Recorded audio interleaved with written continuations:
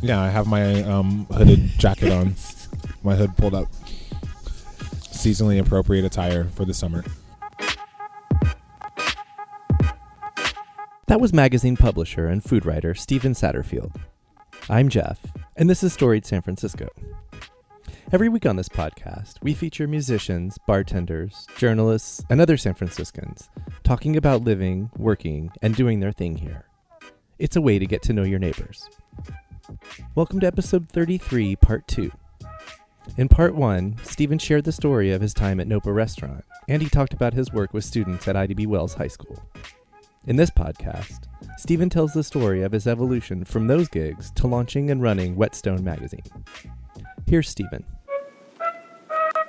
All right, so maybe I will talk about the work that I do now that I alluded to in my intro as a publisher of a magazine, because the work that I do now is firmly rooted in my time at Nopa and in San Francisco.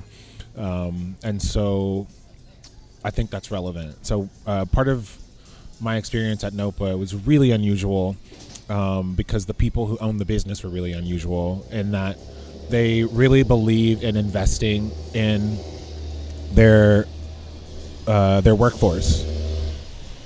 They really believe in investing in people who have shown an aptitude or interest in a particular subject and finding out a way to bring that into their own business. Yeah. And so with me, that was a role that started off as like kind of a gatekeeper or a communications person.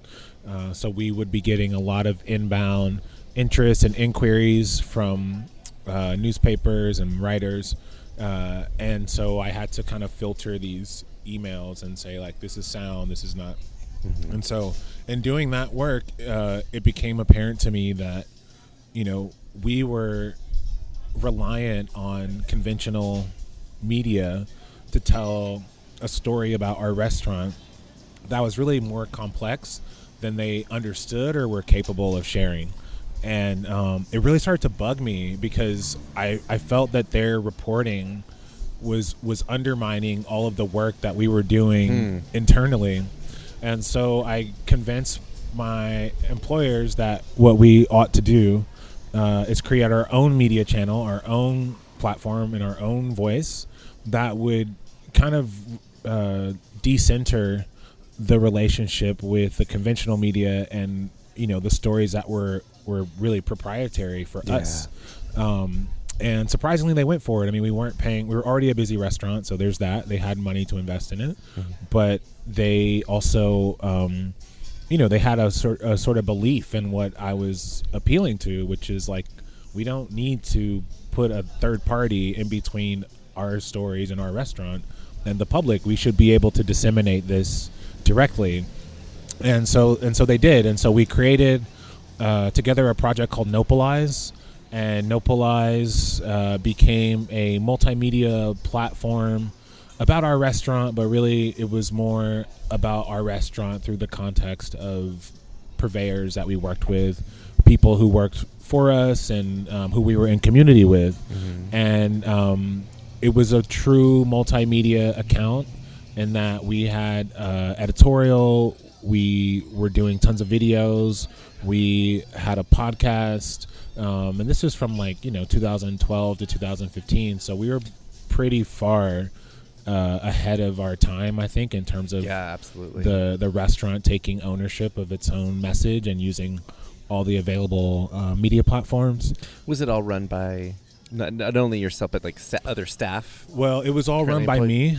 Okay. But I mean, it was in partnership with tons of people. I mean, we worked with dozens of creatives, some of whom were also employees of the restaurant group, so mm-hmm. Nopa and Nopalito, mm-hmm. which is really kind of its own powerful unfolding, because as the service industry is famous for, had so many people in-house who were moonlighting, to support some other dream or career. Right. So we had writers, we had photographers, we had people who were involved in film.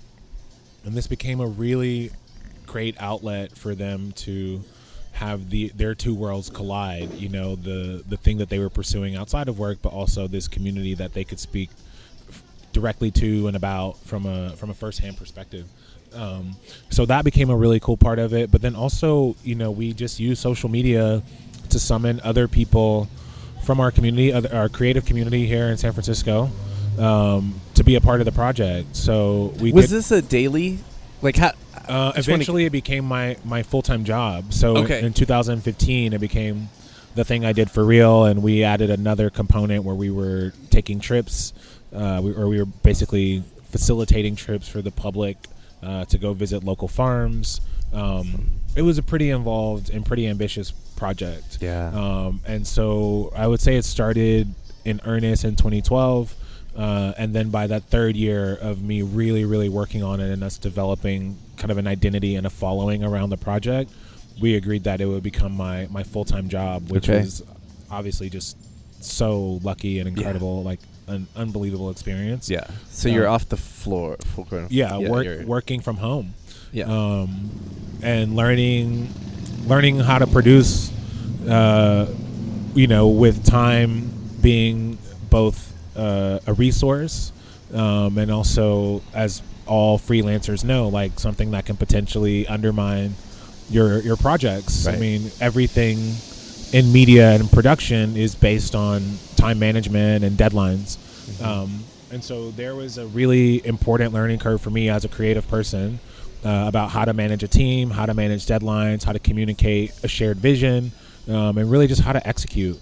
And so I did that for most of 2015, and after covering local food stories for a few years, I wanted to expand this same way of analyzing food and agriculture into a broader global sense.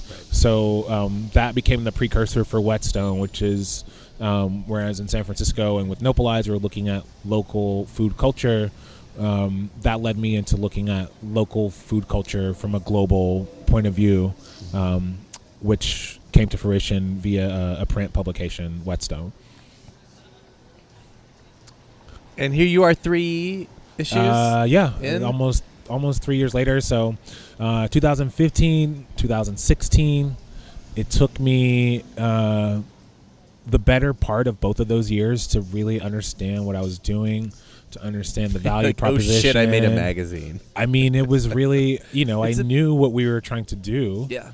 But like anyone who's in the very early stages of whatever they're starting, I mean, there's so much flailing and figuring out before you really launch. And we did a couple crowdfunding campaigns that did not pan out, so we had to start over. There was a very difficult and personal loss that I had with the person who I started Whetstone with, passing tragically in a car wreck. So that almost thwarted the project. I had thought about stopping it after that happened. But once I committed to really doing it, I would say in about the summer of 2016, it took me about a year of really honing everything and getting the stories together, getting the roster together, making all kinds of deals and agreements and good faith and not having money, but really, really having a clear vision around what we were trying to make, and then selling that vision to the point where we were able to produce the first edition, which came out in May of 2017, so a year ago exactly. And 1 year later, we are just a couple weeks away from presenting our third edition of Whetstone. So it took us a while to get started, but the velocity of the magazines is increasing, and we're starting to have a much better sense of who we are, what we want to be when we grow up, and just kind of our value proposition of what we're producing in the world right now. Mm-hmm. The thing with food media is a lot of the same frustrations that I had when I first started Nopalize continue to be persistent in the broader landscape of food media. So that is to say, most of the coverage is really about chefs, it's about restaurants, and I don't want to say it's about glorifying them, but it's really created a dynamic between readers and the publication where the currency is about a chef and about a restaurant as sort of a iconic or institutional place.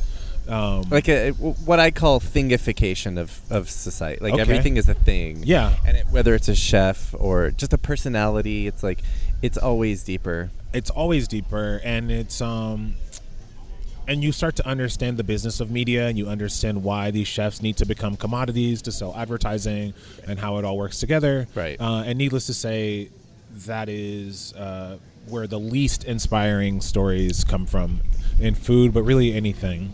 And so what we do that is intentional and differentiated from that kind of content is we focus on stories at the point of origin.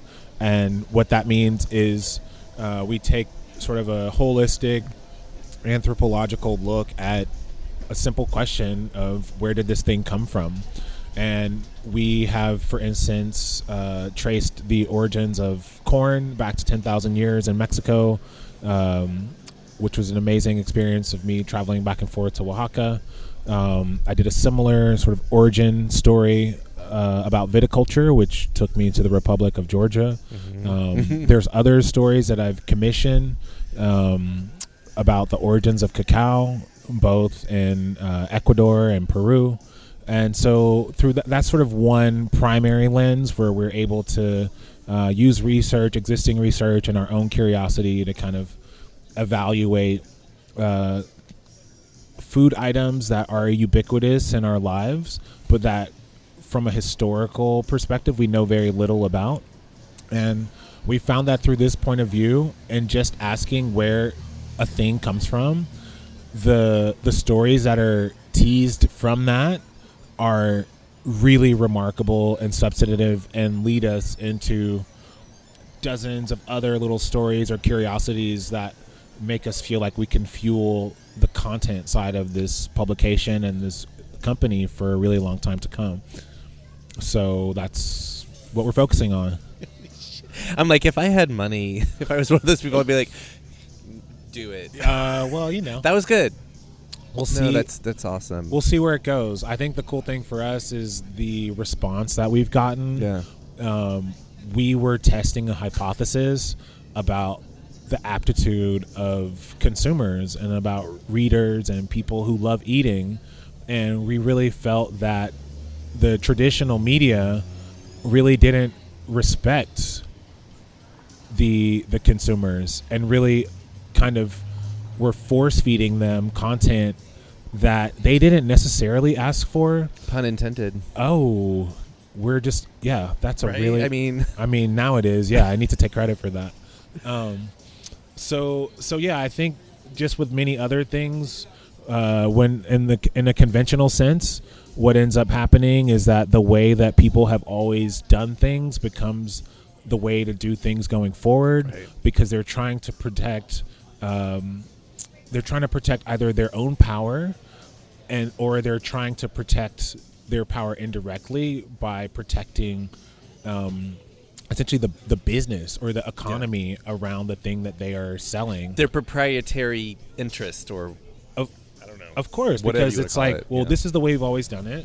Yeah. And this is how I've always gotten paid, and I want to keep getting paid, so I'm going to stick with what I know. Yeah. There's very little incentive to be imaginative about, what kinds of stories to put in a magazine or on a website, because again, it's based on this whole other economy of promoting and sort of exploiting. I don't want to say exploiting in the sense of a lot of times it's consensual in a way, and that the chefs are also eager to commodify themselves for a promise of getting out of the kitchen. So, you could see the ways in which this becomes like an insular and self-fulfilling thing where we aren't able to get more interesting stories because there's no ecosystem that supports interesting stories. The ecosystem just supports the lowest barrier to entry and the chefs and the restaurants who are willing to participate in that ecosystem in some Right. fashion. I mean, one of our cornerstones is that in order to really appreciate something, you have to understand it, you have to know it.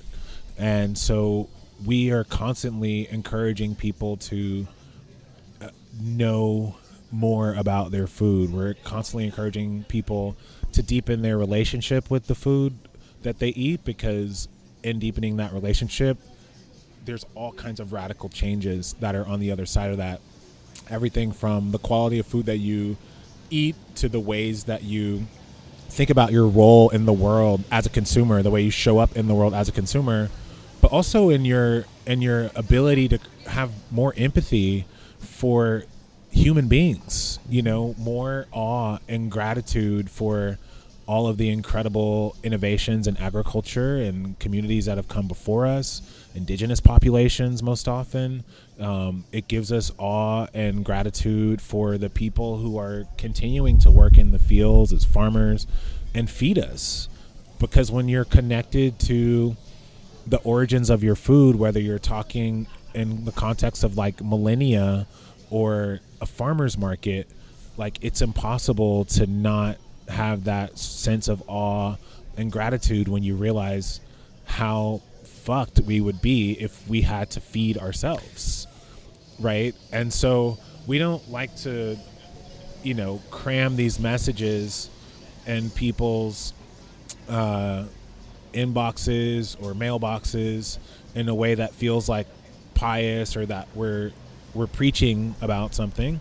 We obviously have a point of view, but we think it's a lot more interesting and effective to create a larger historical frame of reference about food and around food, and then just trust that people are sophisticated enough to arrive at their own conclusions and opinions about what they want their relationship to be like.